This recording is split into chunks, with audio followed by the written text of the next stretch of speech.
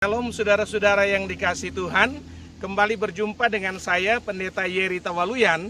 Dan kali ini saya akan baca firman Tuhan dari Efesus 4 ayat 11 dan 12 yang berbunyi demikian.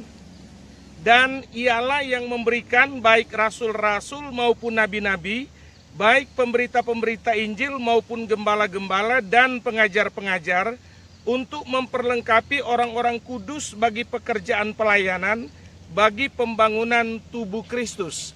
Efesus 4 ayat 11 dan 12 ini menjelaskan kepada kita fungsi dari para hamba-hamba Tuhan.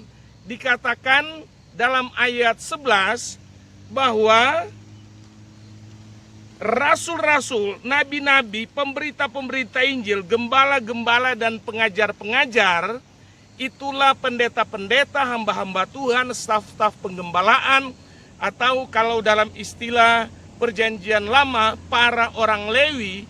Tugas mereka bukan hanya menggembalakan jemaat, bukan. Mereka bukan bertugas, bukan hanya berfungsi sebagai gembala yang menggembalakan domba-domba, dalam hal ini jemaat.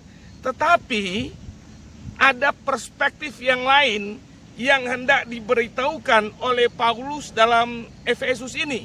Di ayat 12 dikatakan untuk memperlengkapi orang-orang kudus bagi pekerjaan pelayanan, bagi pembangunan tubuh Kristus.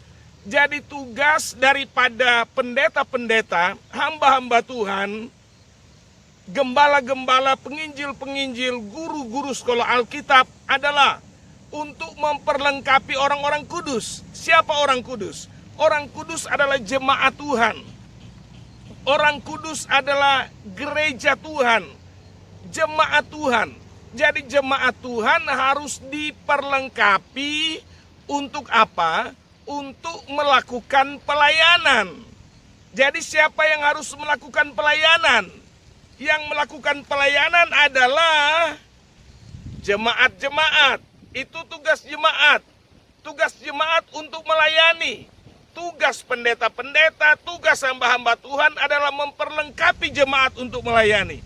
Tugas gembala sidang bukan hanya menggembalakan domba, tetapi memperlengkapi jemaatnya supaya jemaatnya bisa melayani. Jadi keberhasilan seorang hamba Tuhan bukan hanya dilihat dari berapa besar gedung gerejanya, bukan hanya dilihat dari berapa banyak anggota jemaatnya, bukan hanya dilihat dari berapa besar persembahan yang diterima gerejanya, bukan itu. Keberhasilan seorang gembala sidang, seorang pendeta, seorang hamba Tuhan adalah seberapa banyak dia bisa memperlengkapi jemaatnya supaya jemaatnya bisa melayani. Seberapa banyak jemaatnya yang bisa berkhotbah sebaik dia. Seberapa banyak jemaatnya yang bisa terjun dalam pelayanan. Bukan untuk menggembalakan domba saja, tetapi untuk memperlengkapi jemaat. Tuhan memberkati kita semua. Shalom.